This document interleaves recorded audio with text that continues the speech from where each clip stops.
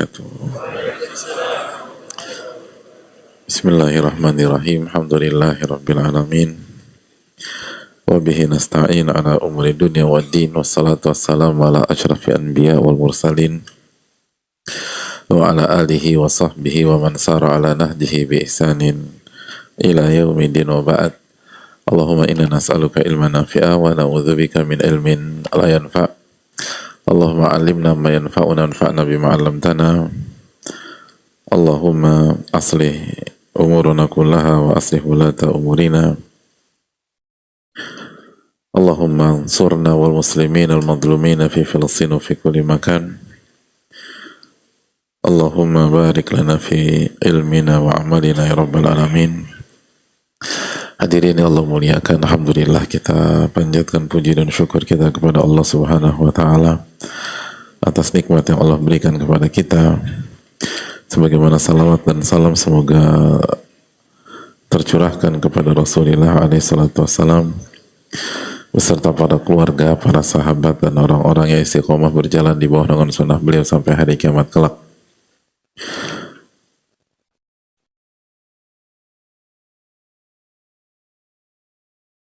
Hadirin Allah muliakan, alhamdulillah kita bersyukur kita kembali dipertemukan oleh Allah Subhanahu wa taala di suasana atau di kondisi atau di hari yang kurang kondusif secara teknis tapi berkah secara makna, itu di saat hujan. Wa nazzalna minas sama'i ma'an mubarakah, dan kami turunkan dari langit itu air yang berkah. Kami turunkan dari langit air yang berkah. Tapi memang secara sisi atau secara teknis seringkali, khususnya misalnya di kota kita ini pada saat hujan banyak hal yang menjadi lebih sulit, lebih macet, lebih padat, lebih basah dan lain sebagainya. Tapi sejatinya ini adalah keberkahan dari Allah Subhanahu wa taala.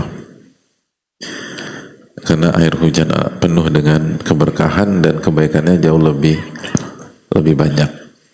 Dan ini pelajaran mahal bagi kita bahwa sesuatu yang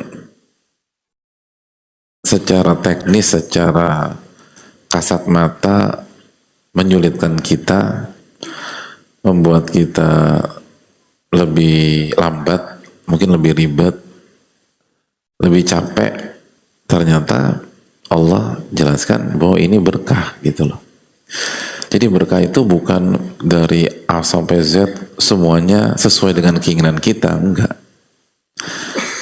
Baik itu bukan dari hulu ke hilir sesuai dengan harapan dan keinginan kita, enggak juga. Hal keberkahan itu enggak sesederhana dan sesimpel itu. Ada apa dengan suara saya, hadirin? Kok bisa berubah gitu ya? Kurang minum kali ya? Minum dulu lah. Bismillah.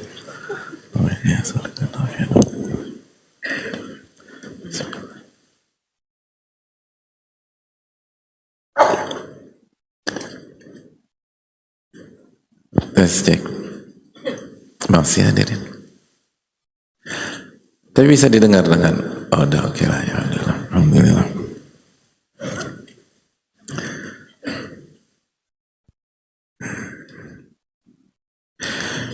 Jadi itu yang perlu kita camkan. Makanya dalam keterangan para ulama, khususnya dalam ilmu maqasid, kebaikan itu bukan berarti sesuatu itu nggak punya sisi negatif hadirin, tapi sesuatu itu bisa dikatakan sebuah kebaikan jika sisi positifnya lebih banyak daripada sisi negatif gitu loh. Bahkan ada pembicaraan panjang di tengah-tengah para ulama, adakah hal yang isinya kebaikan semua? Dan adakah hal yang isinya keburukan semua? Jadi 100% pure kebaikan. Itu ada pembahasan panjang dalam masalah itu. Tapi saya nggak mau masuk ke sana. Kita kembali lagi ke suasana hujan pada sore hari ini. Yang Allah mengatakan ma'an mubaraka, air yang penuh dengan keberkahan. Namun di sisi lain, waalaikumsalam, di sisi lain, gak usah nengok hadirin. kan mengucapkan salam, maka respon kita, waalaikumsalam. Iya, gak harus nengok, gak. Gitu.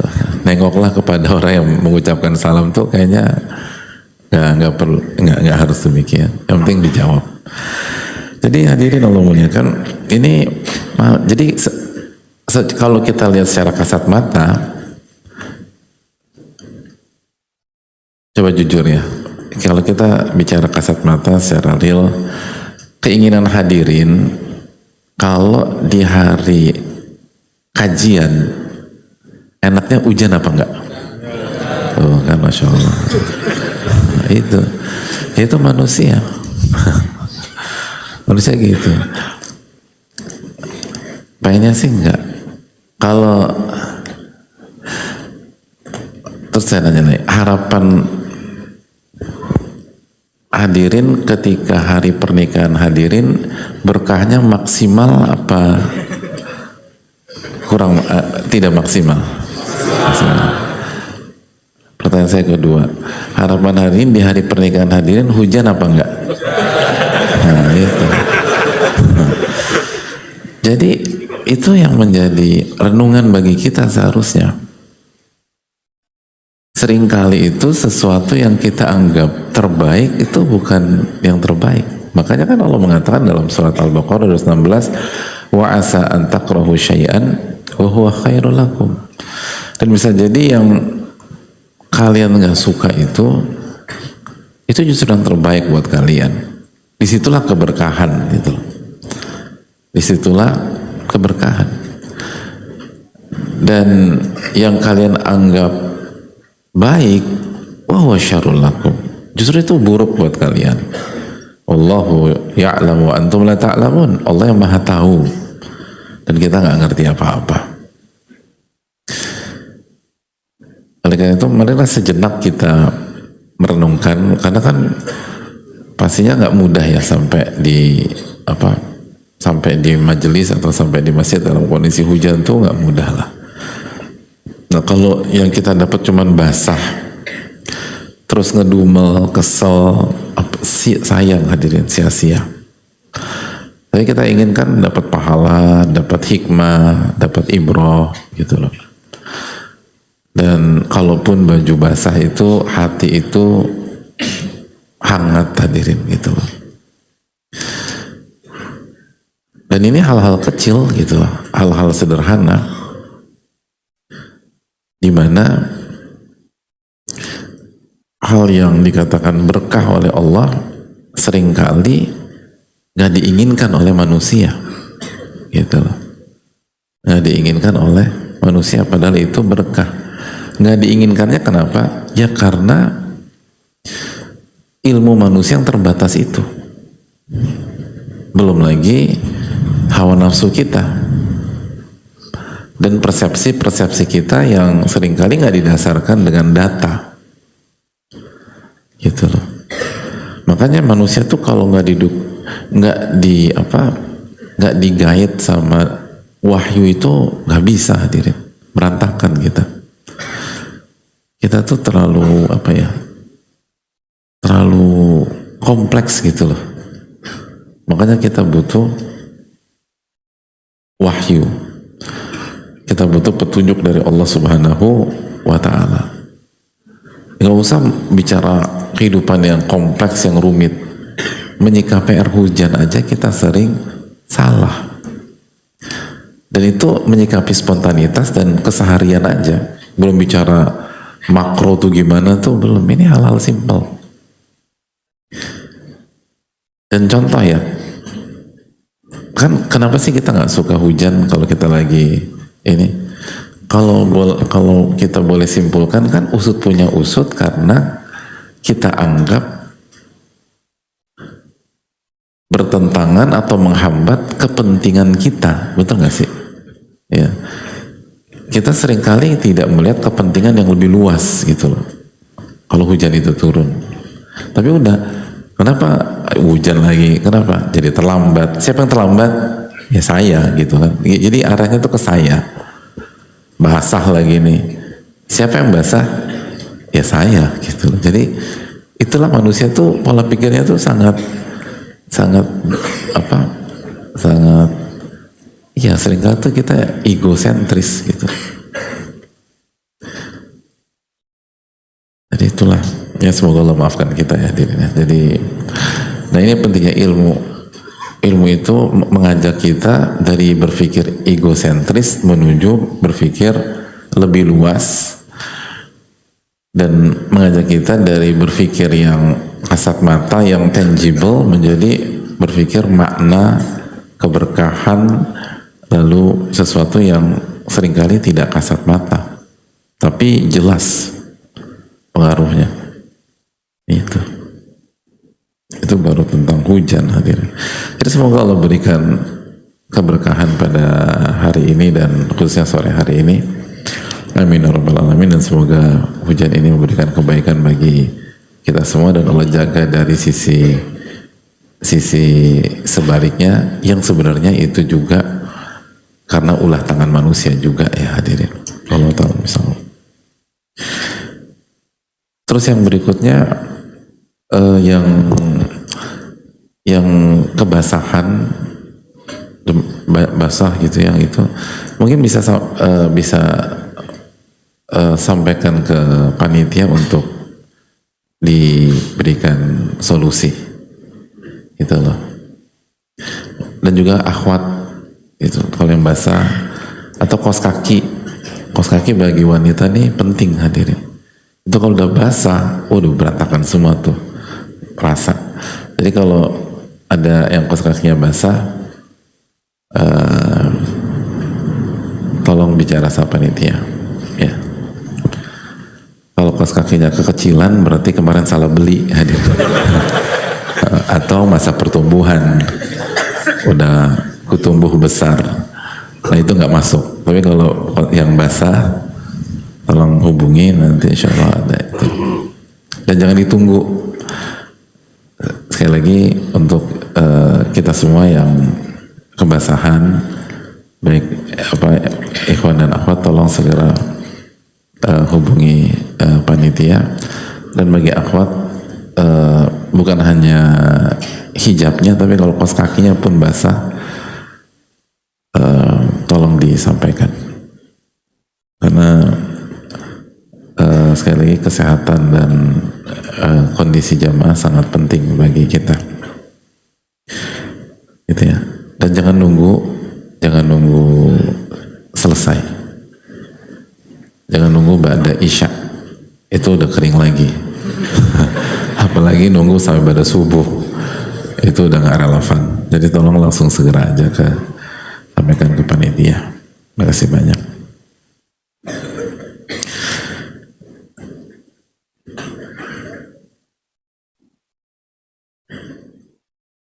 Baik, hadirin Allah muliakan, kita akan lanjutkan materi kita.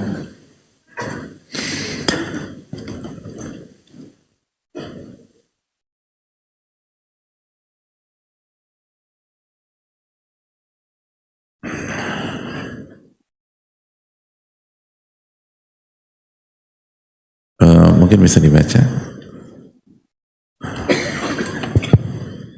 Assalamualaikum.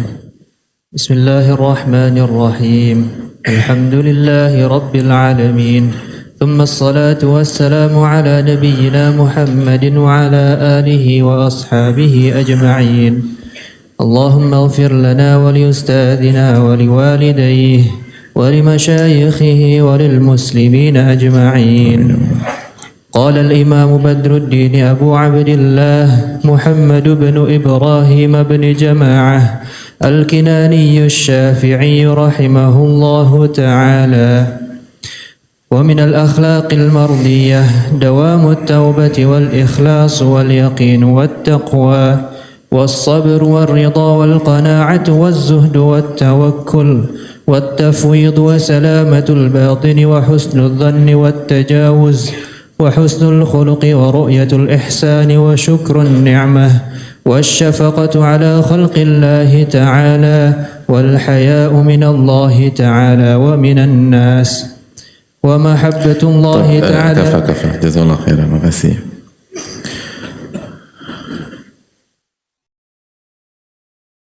Bismillah, alhamdulillah, wassalatu wassalamu ala rasulillah.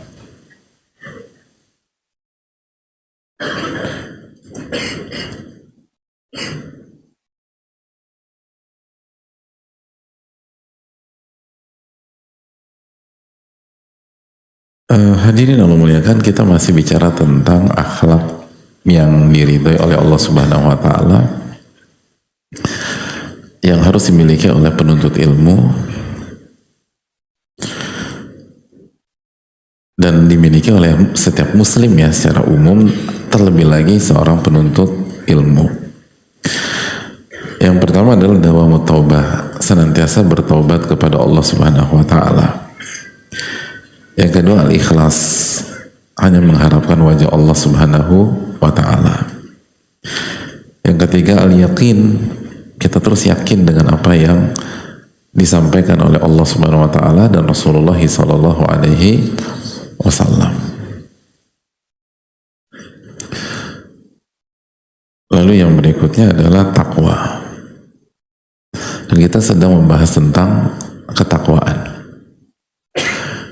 Dan kita sudah jelaskan definisi takwa apa, hadirin, ada yang masih ingat nggak? Betul. Takwa.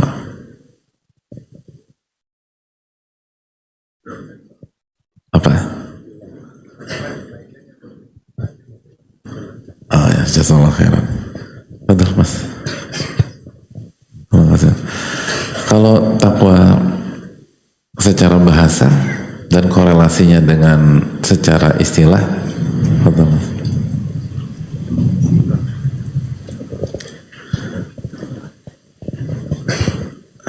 Bismillah. Takwa secara bahasa tadi menjalankan segala perintahnya dan menjauhi segala larangannya. Sedangkan menurut terminologi, takwa itu diibaratkan seperti pagar, dan pagar tersebut diibaratkan ketaatan yang kita lakukan yang akan menghalangi atau menjadikan pagar kita dari murka Allah. Jadi secara etimologi, secara bahasa itu takwa itu benteng atau pagar, tabir, hijab yang memisahkan dua hal, memisahkan dua sisi, memisahkan dua hal, memisahkan dua pihak. Nah, kenapa menjalankan perintah dan menjauhi larangan dinamakan takwa? Karena dengan kita menjalankan perintah dan menjauhi larangan, kita membangun hijab atau tabir atau benteng yang memisahkan kita dengan murka Allah Subhanahu wa taala. Kita dengan azab Allah Subhanahu wa taala. Itulah korelasi antara definisi secara bahasa dan definisi secara istilah. Itu hadirin. Hadirin, kita lanjutkan sejenak keterangan para ulama tentang ketakwaan.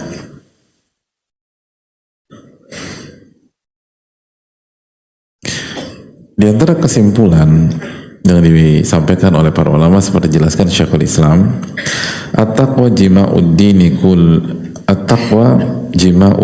kullih wa huwa miftahu kulli khair wa sababu kulli falah. Takwa itu adalah hal yang menyimpulkan agama itu sendiri secara utuh, secara menyeluruh gitu loh. Jadi kesimpulan orang yang beragama itu ya orang yang bertakwa gitu loh. Dan takwa itu kunci dari seluruh kebaikan. Semua kebaikan pasti ada unsur takwa. Berarti seluruh kebaikan itu berasal dari menjalankan perintah dan menjauhi larangan dengan niat yang ikhlas. Wasababu kulli falah, dan sebab dari segala keberuntungan. Nah itu. Masih ingat akhir surat Ali Imran? Ya alladzina amanu ya alladzina amanu sabiru wasabiru warabitu wattaqullaha la'allakum tuflihun. Wahai orang-orang beriman, sabarlah dan adu kuat kesabaran dan tetap di pos. Jadi tetap jangan kemana-mana, di atas kebenaran, dan bertakwalah agar kalian beruntung. Nah itu agar beruntung. Jadi hadirin, beruntung itu tuh ada polanya gitu.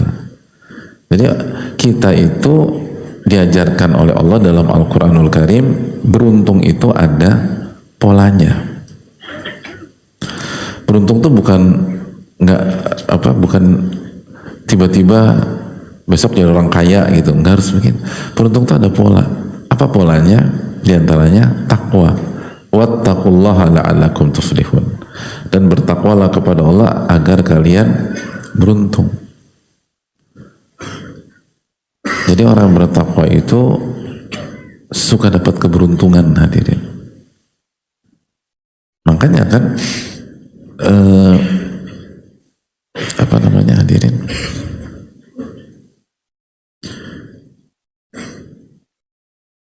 beruntung itu dalam bahasa Indonesia itu artinya apa, hadirin?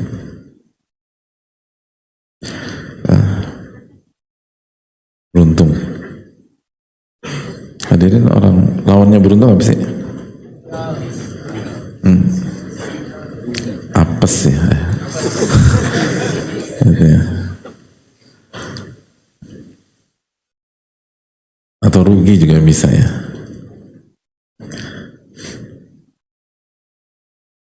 Jadi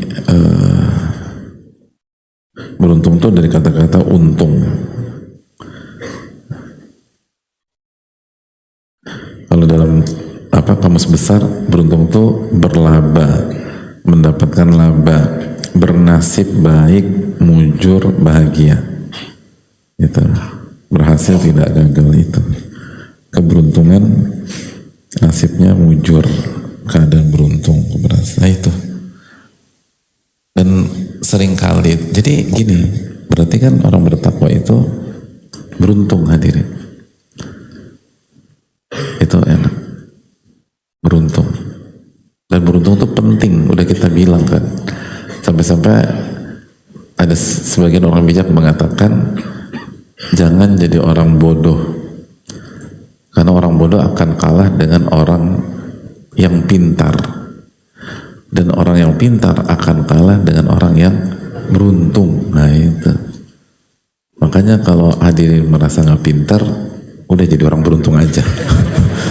Beneran. Tapi nggak tahu ya kan, itulah. Jadi orang pintar kan susah, hadirin. Namanya jadi orang beruntung lah. Biasanya dalam kehidupan tuh kalah orang yang pintar sama orang yang beruntung, gitulah. Itulah. Nah, orang yang bertakwa itu kan kata Allah dalam surat At-Talaq ayat 2 dan 3 apa? Wa man yattaqillah yaj'al lahu makhraja wa yarzuqhu min haitsu la yahtasib. Barang siapa yang bertakwa, Allah akan berikan jalan keluar dan rizki dari arah yang tidak ia duga-duga. Dapat sesuatu dari arah yang tidak kita duga. Biasanya diungkapkan dengan kata apa dalam bahasa Indonesia? Nah, itu beruntung. Itu paling enak. Makanya orang yang bertakwa itu insya Allah Allah jaga dari overthinking hadirin.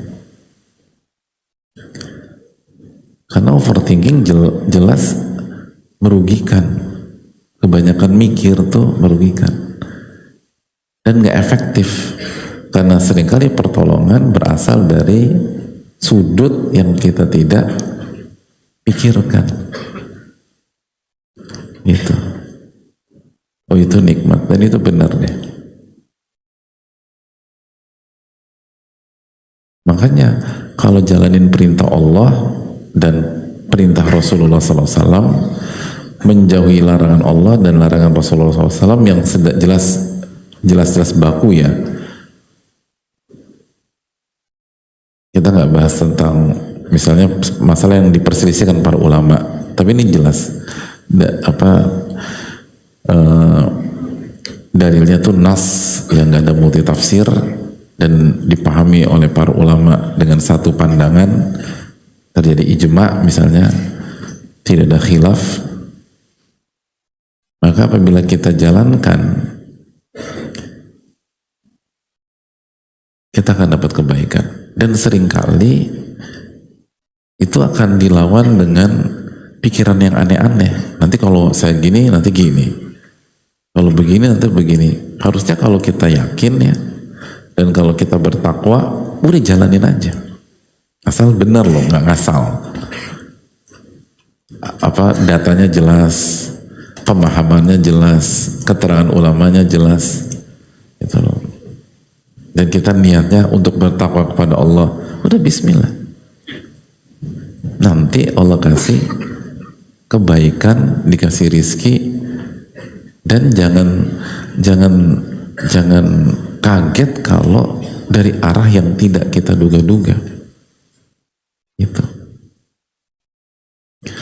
Contoh kayak Hajar ketika ditinggal Nabi Ibrahim alaihissalam, maka beliau berusaha bertakwa gitu loh, bukan overthinking gitu loh hadirin, tapi berusaha apa?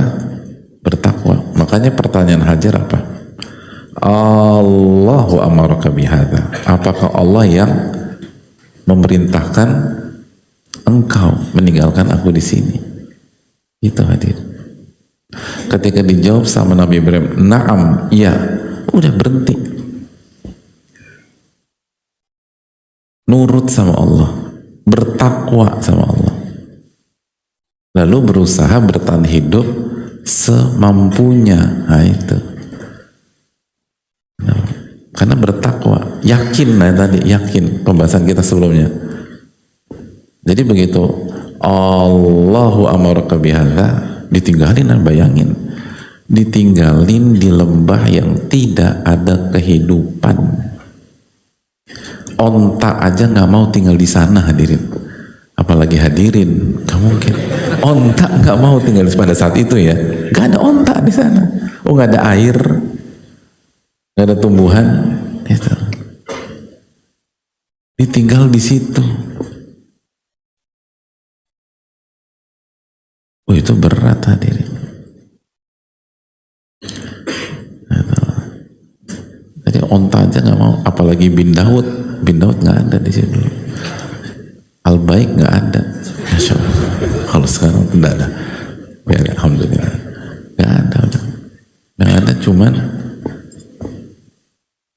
tanah tandus, batu. Mekah tuh batu hadirin. Tapi lihat, pertanyaan Hajar apa? Allahu amaraka bihadza. Apakah ini adalah perintah Allah? Begitu dijawab iya, udah. Idzan la yudhayyuna. Kalau begitu Allah tidak akan sia-siakan aku dan bayi kita. Itu luar biasa. Jadi Hajar tuh simpel, nanyanya satu aja, atau nggak ada pertanyaan lain setelah pertanyaan Allahu amaraka bihadza. Coba sebagian kondisi pada hari ini, Kalau suaminya pergi, kapan pulang gitu loh. Belum pergi udah nanya kapan pulang gitu loh.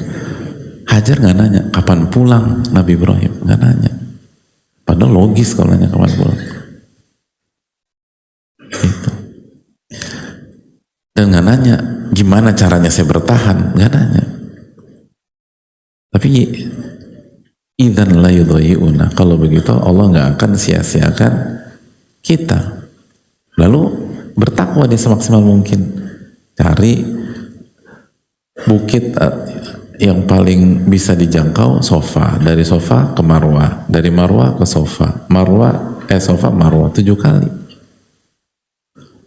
Baru setelah Allah melihat Hajar sudah bertakwa secara maksimal, baru dikasih solusi dan dikasih rizki. Berupa apa? Air zam-zam. Di mana? Di sofa? Bukan. Antara Safa Marwah juga bukan. Di Marwah bukan juga. Antara Marwah ke Safa bukan juga. Air zam-zamnya di dekat Ka'bah, hadirin. Nah ini kan pelajaran mahal bagi kita.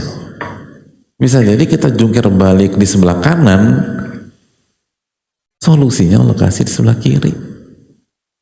Tapi solusi itu tidak akan dikasih kecuali kita bertakwa dulu di sebelah kanan. Nah itu fakta udah. Kenapa? Karena Allah mengatakan wa yarzuqhu min haitsu la yahtasib. Allah akan kasih rizki dari arah yang tidak ia duga-duga, ia prediksi.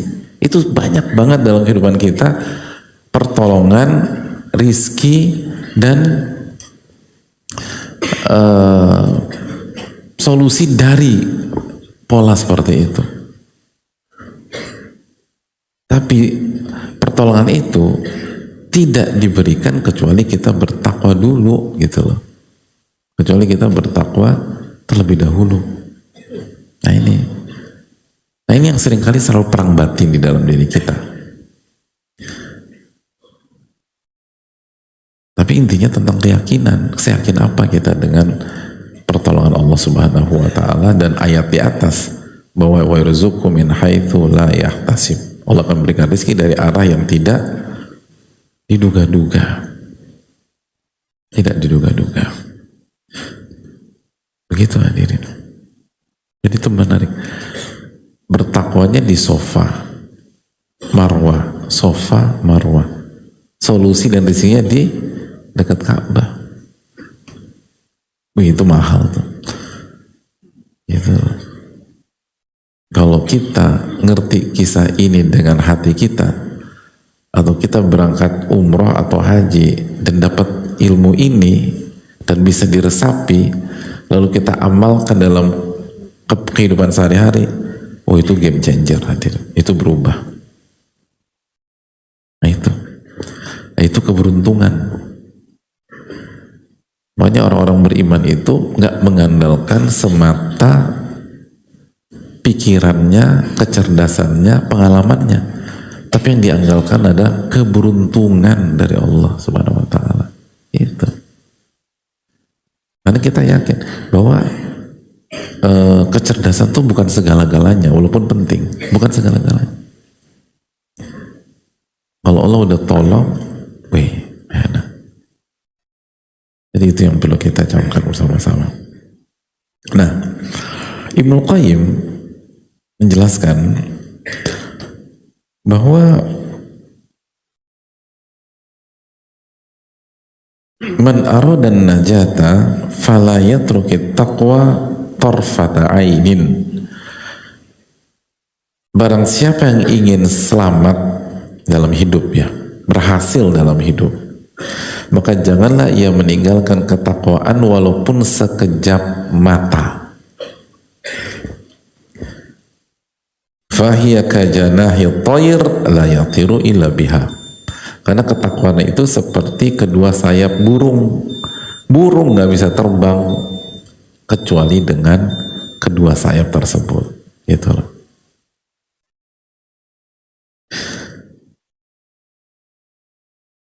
Udah maghrib hadirin. Ya. Jadi sekali lagi sebelum kita break untuk sholat, Ibnu Qayyim mengatakan kalau mau berhasil jangan tinggalkan ketakwaan walaupun sekejap mata. Karena ketakwaan itu ibarat dua sayap burung, di mana burung nggak akan bisa terbang kecuali dengan dua sayap tersebut. Nah, timbul pertanyaan nih hadirin, berarti orang yang bertakwa itu nggak berdosa, Pak Ustadz, gitu. Atau sebaliknya, lalu kalau kita berdosa dan kita tergelincir, apakah titel ketakwaan itu langsung lenyap dari diri kita? Nah, ini insya Allah kita akan bahas pada salat maghrib insya Allah ta'ala. Wa sallallahu sallam ala Muhammad wa ala alihi wa sahbihi ajma'in. Assalamualaikum warahmatullahi wabarakatuh. Warahmatullahi wabarakatuh. Bismillahirrahmanirrahim. Alhamdulillahi rabbil alamin. Wa bihi nasta'in ala umuri dunya wad din. Wassalatu wassalamu ala asyrafil anbiya wal mursalin wa ala alihi wa sahbihi wa man sara ala nahjihi bi ihsanin ila yaumidin wa ba'd. Allahumma inna nas'aluka ilman nafi'a wa na'udzubika min ilmin la yanfa'. Kita meminta kepada Allah ilmu yang bermanfaat dan semoga Allah lindungi kita dari ilmu yang tidak bermanfaat. Amin ya rabbal alamin. Hadirin Allah muliakan, pertanyaannya adalah apakah memang orang-orang bertakwa itu tidak berdosa, tidak tergelincir dalam kesalahan sebagaimana kesan yang ditangkap dari keterangan Ibnu Qayyim rahimahullah di atas.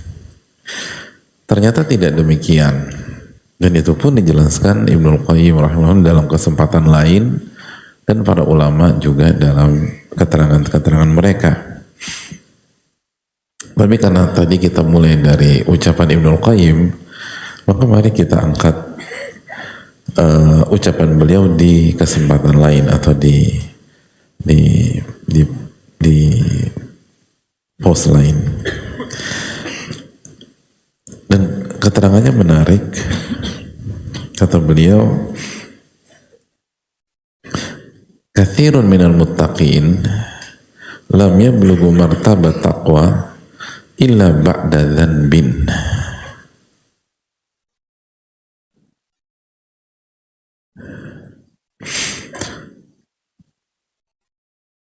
Banyak orang-orang bertakwa itu tidak mencapai gelar takwa, tidak meraih gelar takwa kecuali setelah jatuh ke dalam dosa.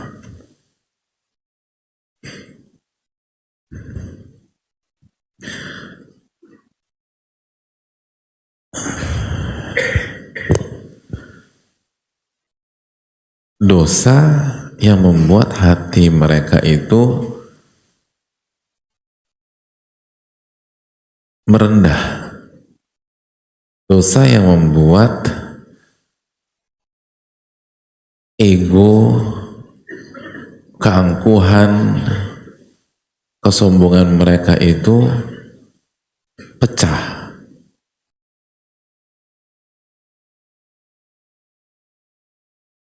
Fakana sababan fi sidqihim, dan itulah penyebab kejujuran dan keberhasilan mereka dalam meraih gelar takwa.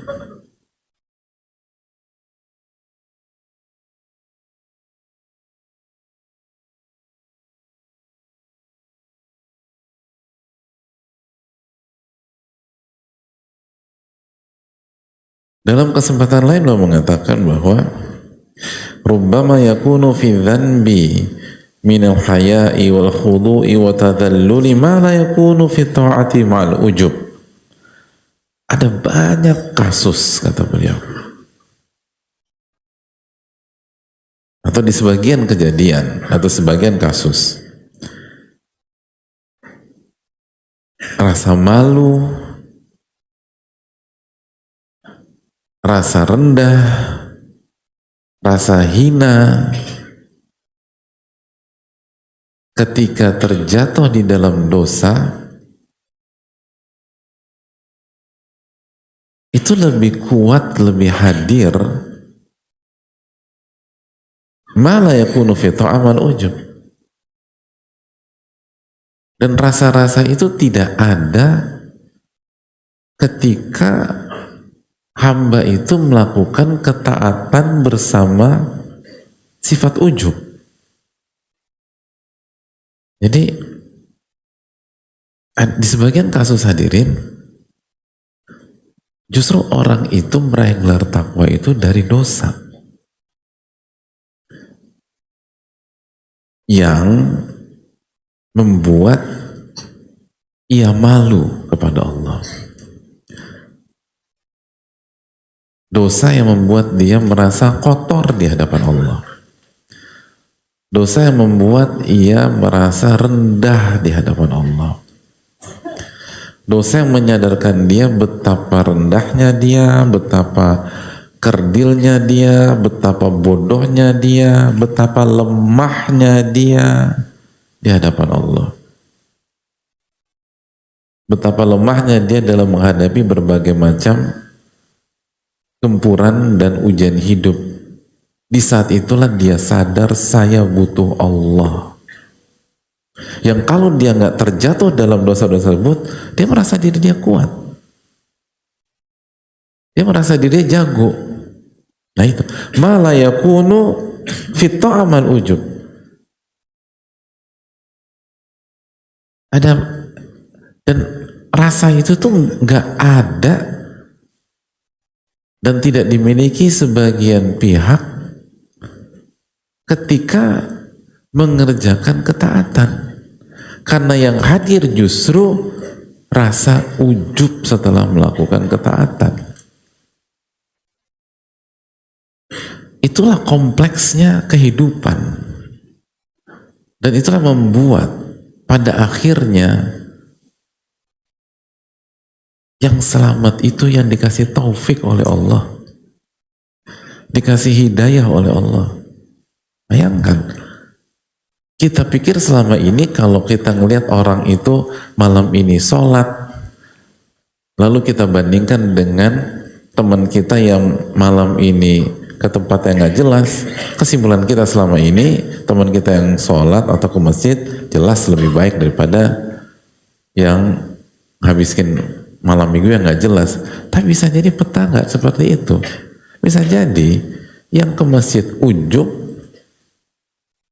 yang bermaksiat besok merasa kotor, merasa rendah dan kembali kepada Allah. Dan itu kejadian.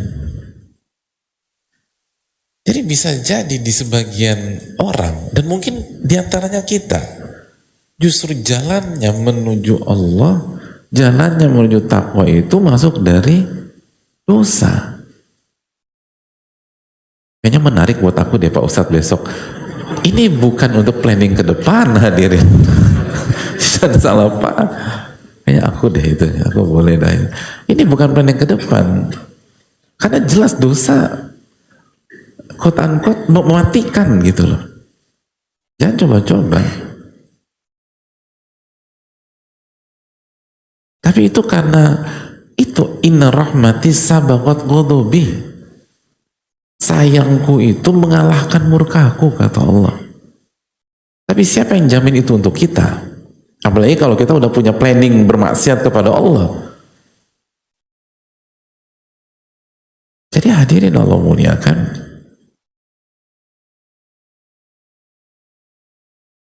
ini keterangan yang sangat penting dan sangat indah.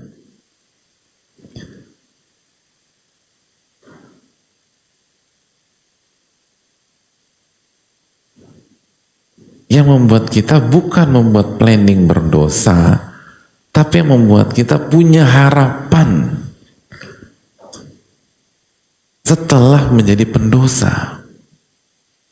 Punya harapan setelah punya masa lalu yang kotor.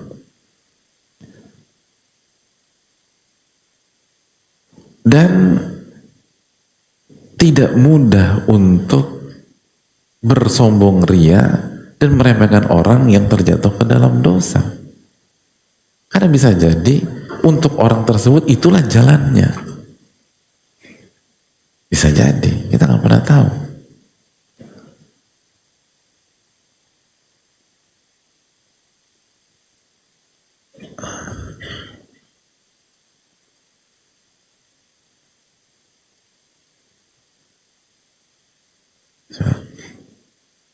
Jadi hadirin Allah muliakan, dari sini sekali lagi rahmat Allah itu luas. Dan kita jangan pernah pesimis, jangan pernah putus asa, jangan menutup pintu yang Allah buka seluas-luasnya. Dan ini menunjukkan bahwa, makanya kata sebagian ulama, kalau nggak salah Munawi menjelaskan ini juga, bahwa pada dasarnya sebuah dosa atau satu kegelinciran itu tidak akan menghalangi seseorang kepada Allah. Yang mengerikan itu israr, hadirin, terus berkesinambungan. Tapi kalau tergelincir, istighfar, taubat, perbaiki diri. Tergelincir, istighfar, taubat, memperbaiki diri. Itu justru kekuatan. Itu justru kekuatan. Dan lagi-lagi salah satu hikmah dari terjatuh dalam dosa, tadi kata Ibnu Qayyim, merasa malu kepada Allah. Itu penting. Kata Nabi, al-haya'u syu'batun minal iman. Rasa malu itu adalah bagian dari keimanan. Rasa malu itu bagian dari keimanan. Syu'batun minal iman.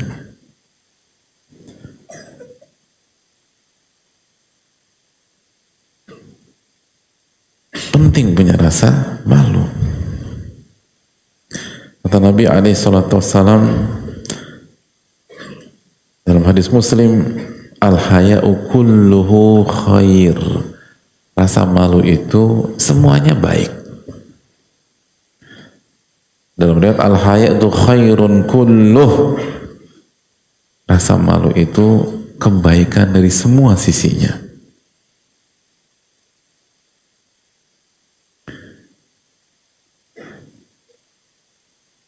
Dalam hadis Ibnu Umar, Nabi SAW mengatakan, innal haya'a wal iman qara jami'an fa idza rufi'a ahaduhuma rufi'al akhar. Rasa malu dengan iman kurina. Itu pasangan, hadirin. Itu couple, pasangan digabung. Kalau salah satunya dicabut, yang berikutnya atau yang pasangannya ikut tercabut. Jadi kalau malu dicabut, iman juga tercabut. Itu maksudnya. Nah, hadirin sekalian, kembali ke keterangan Ibnu Qayyim. Jadi rasa malu itu unsur yang sangat kuat dalam ketakwaan. Bahkan tadi unsur yang sangat kuat dalam keimanan. Sampai-sampai kalau malu itu dicabut, iman pun juga tercabut. Berarti takwa ikut tercabut. Dan salah satu sebab yang terbukti sangat efektif melahirkan rasa malu adalah apa? Kesalahan kita kepada, benar gak? Kalau hadirin buat salah sama seseorang, salah satu perasaan yang ada dalam hati itu apa? Malu. Muka gue mau taruh di mana? Dan rasa malu itu dalam hubungan itu yang menjaga kita untuk tidak melakukan kesalahan itu lagi. Bahkan jangankan kesalahan, sesuatu yang mubah pun kita malu akhirnya. Lo deh yang minta, nggak deh gue nggak deh. Kenapa sih? Dia kan baik sama lo. Justru itu tadi. Karena di saking baiknya, gue banyak salah sama dia, malu gue.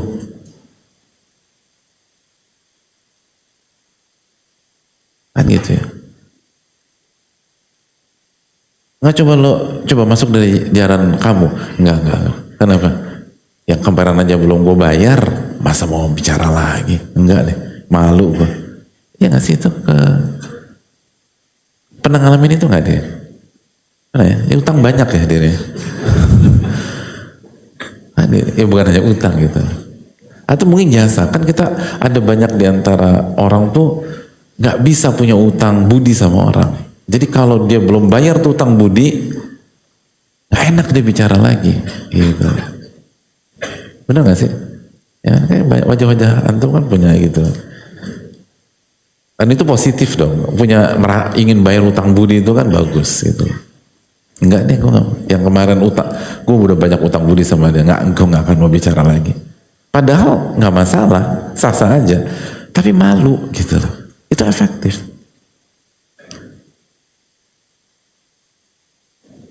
Nah, ternyata salah satu hikmah kenapa Nabi SAW mengatakan kulu bani Adam khata, setiap anak Adam banyak melakukan kesalahan, wa khairul khata'ina tawabun, dan yang terbaik dari mereka adalah yang paling banyak bertobat.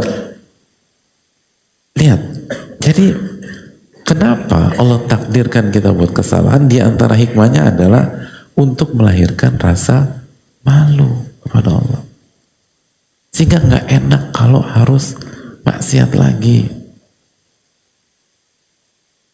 Bandel lagi tuh nggak enak gitu, nggak bisa gitu. Gue udah dikasih ini selama ini nggak bisa gue kayak gitu. Terus dosanya gimana? Dosanya kan dihapus dengan istighfar dan taubat. Jadi kalau kita terapkan hadis ini, kullu bani Adam khata wa khairul khata'ina tawabun, setiap anak Adam banyak melakukan kesalahan. Lalu kita lanjutkan, jangan berhenti sampai dilanjutkan, dan yang terbaik dari mereka yang paling banyak bertobat dan istighfar. Ketika kita bertobat, dosa dihapuskan nggak? Dihapuskan. Berarti yang tersisa tinggal rasa malu. Dan kata Nabi SAW, rasa malu itu khairun kulluh. Maka kita akan jadi pribadi yang jauh lebih baik. Dan dampak dari dosa itu dampak dari maksiat itu dosa dihapus sama Allah. Itu. Dan kita juga nggak bermudah-mudahan berdosa lagi karena mentang-mentang dihapuskan. Kenapa kita nggak bermudah-mudahan dan nggak mentang-mentang dihapuskan? Rasa malu itu yang ngejaga. Nggak deh, nggak bisa. Nggak, cukup deh. Malu gue sama Allah. Kan gitu. Dan ada banyak orang begitu. Apalagi ketika dia benar-benar bisa menangkap nikmat Allah SWT kepada dia. Dia diselamatkan dari kecelakaan. Dia diselamatkan dari lingkungan yang rusak. Dia diselamatkan dari pola hidup yang bisa ngebunuh dia. Ketika dia enggak bisa, malu gua. Makanya kan al-haya'u syu'batun minal iman. Itu yang penting kita lakukan. Dan punya rasa malu gitu tuh indah, hadirin. Gak enak ya. Gak enak. Dan merasa rendah kepada Allah. Merasa kerdil. Makanya kan setiap hari kita baca apa? Abu'u laka bini'matika alayya wa abu'u bidhanbi faghfirli fa innahu la yaghfiru dhunuba illa anta. Abu'u laka bini'matika alayya, aku mengakui semua kenikmatan engkau terhadap diriku ya Allah.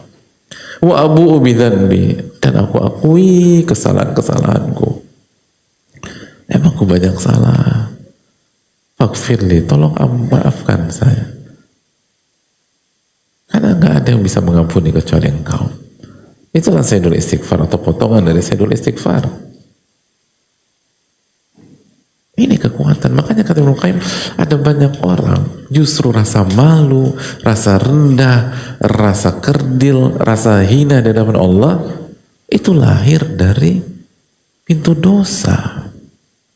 Dan bahkan itu tidak dimiliki oleh orang yang rajin ibadah tapi ujub. Akhirnya diri dia yang diangkat-angkat.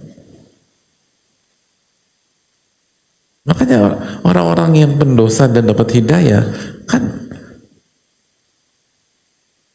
nggak punya sisi itu, karena nggak ada yang bisa dibanggakan menurut dia. Apa yang bisa gue banggain tentang masa lalu gue?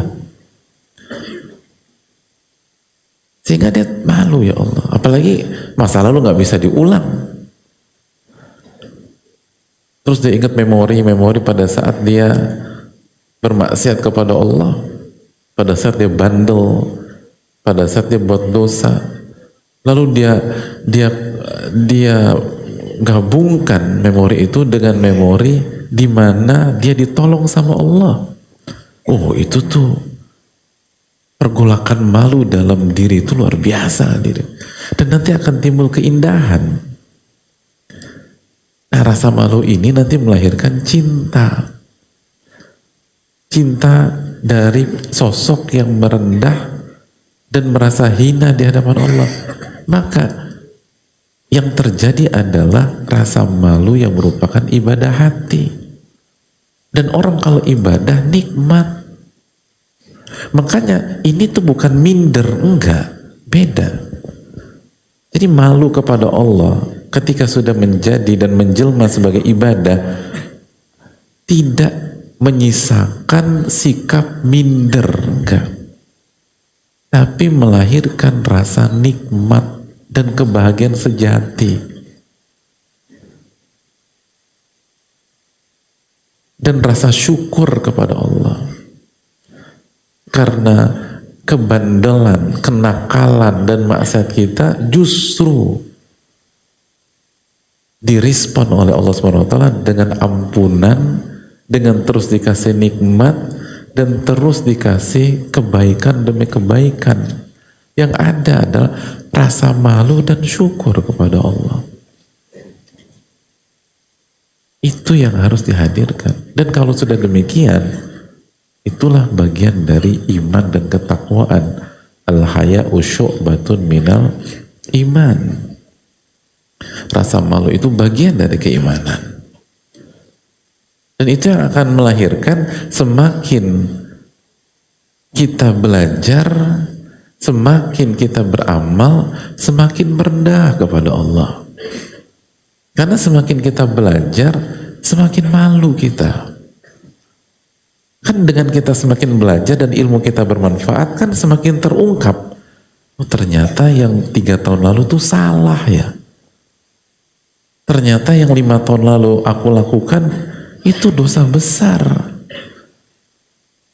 Lalu kita mikir lagi, tapi kok Allah nggak adab saya ya? Justru saya dikasih hidayah sama dia, sama Allah. Malu gitu loh. Kok nggak berubah-berubah? Kan selalu demikian. Semakin belajar terungkap lagi. Ternyata yang 20 tahun yang lalu itu fatal. Dan saya layak dihabisi pada saat itu. Saya pantas dapat adab, tapi Allah nggak kasih adab. Allah kasih waktu saya untuk bertobat. Allah kasih kesempatan. Allah temukan saya dengan orang-orang baik. Allah temukan saya dengan kajian. Allah temukan saya dengan Al-Quran. Lalu saya dikasih kesempatan berubah. Wah, itu kan luar biasa. Allah kasih kesempatan saya bisa baca Al-Quran sekarang, lahan jali hilang. Ada yang sekarang udah hafal juz 30. Aduh, saya malu dah deh. Saya nggak berapa deh. Saya malu sama Allah udah. Allah udah terlalu baik dengan saya. Itu hadirnya. Al-haya'u syu'batun minal iman. Jadi rasa malu yang mencegah kita dari dosa. Dan itu sangat personal, sangat emosional. Gak bisa gitu.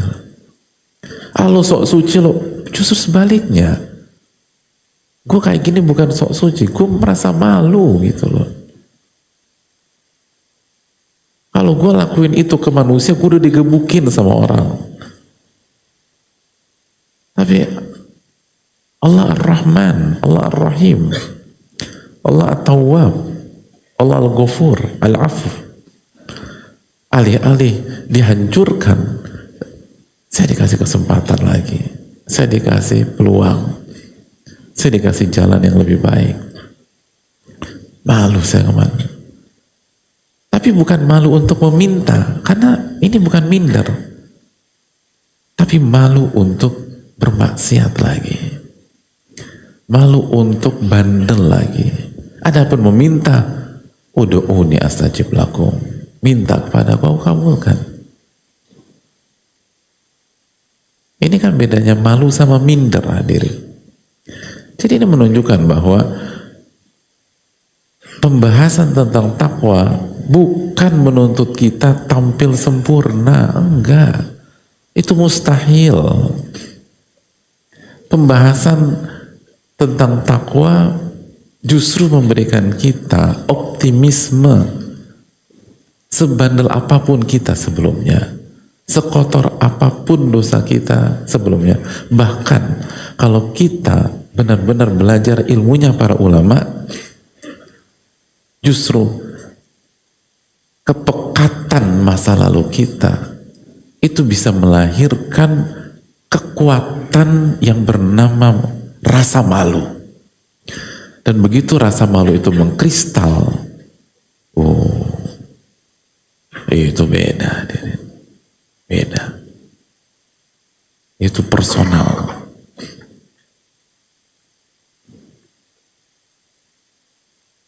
Itu benar-benar merasa disayang.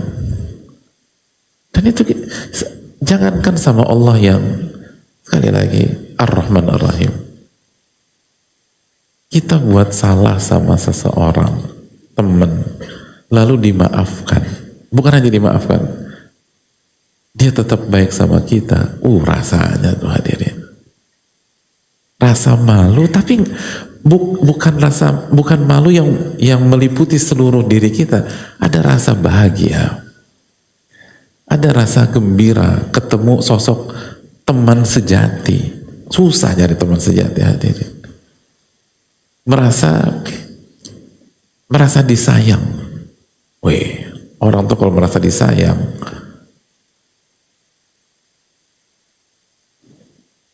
orang yang punya kehidupan sekeras apapun nangis hadirin kalau merasa disayang. Ya. Nah itu yang kadang-kadang hilang dalam diri kita. Kita tuh terpuruk dalam ujian kehidupan bukan karena beratnya ujian, hadirin. Tapi kita lupa bahwa kita tuh disayang sama Allah. Karena dosa-dosa kita itulah dan nggak belajar itulah kita jadi nggak merasa disayang oleh Allah Subhanahu Wa Taala.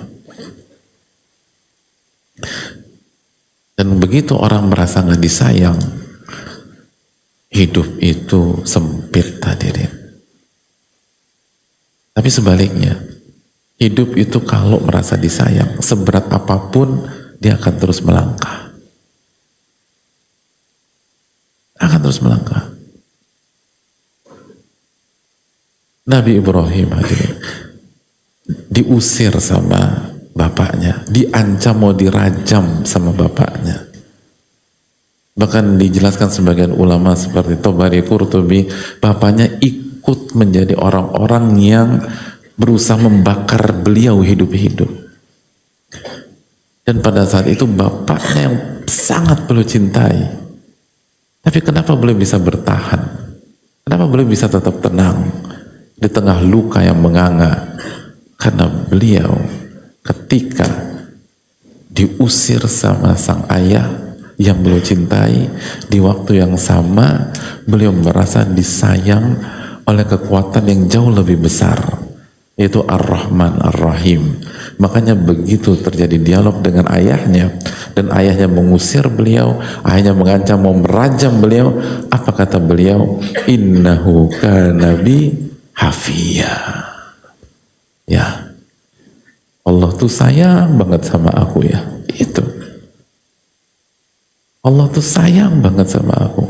Kemampuan merasakan kasih sayang Allah itu dahsyat hadirin. Itu yang membuat kita bisa berdiri di puing-puing musibah dan puing-puing ujian.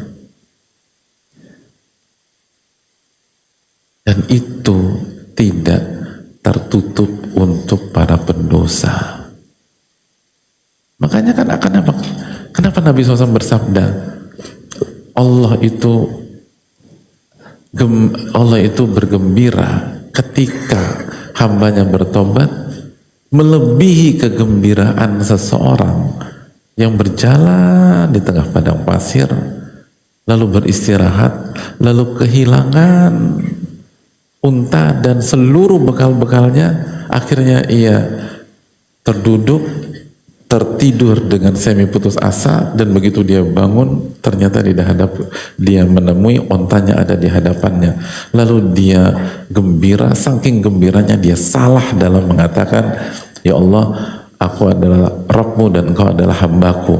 Allah lebih gembira dari orang tersebut. Itu artinya apa?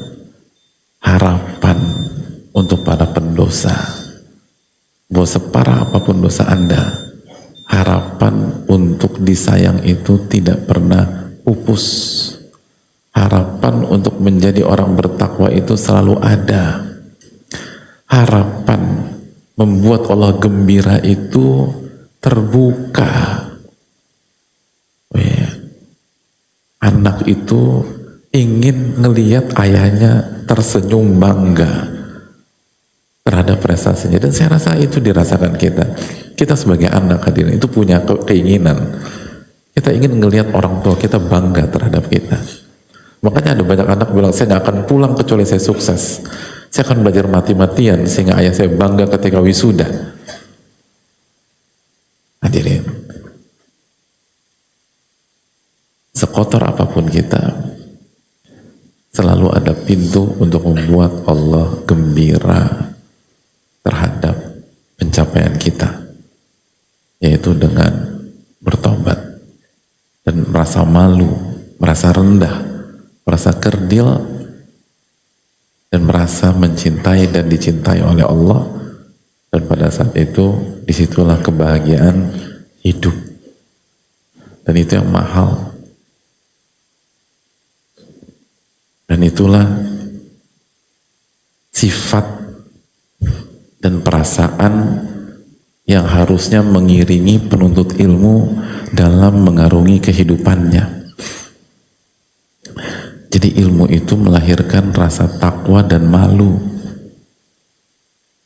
sehingga ilmu itu nggak hambar, bukan sebatas maklumat yang dihafal dan maklumat yang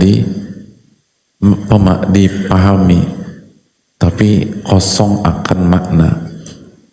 Tapi ilmu itu punya rasa manis, sehingga itu yang membuat kita bertahan dalam menghadapi ujian hidup. Ini yang bisa disampaikan karena masuk waktu Isya. Semoga bermanfaat. Semoga kita bisa buka sesi tanya jawab di pertemuan yang akan datang insyaallah ta'ala. Semoga Allah berkahi kita, dan semoga Allah subhanahu wa ta'ala memberikan kita ketakwaan, memberikan kita rasa malu, memberikan kita rasa rendah di hadapan Allah subhanahu wa ta'ala. Subhanakallahumma wa bihamdika, la ilaha illa anta, astaghfiruka wa atubu ilaik. Assalamualaikum warahmatullahi wabarakatuh. Syukran.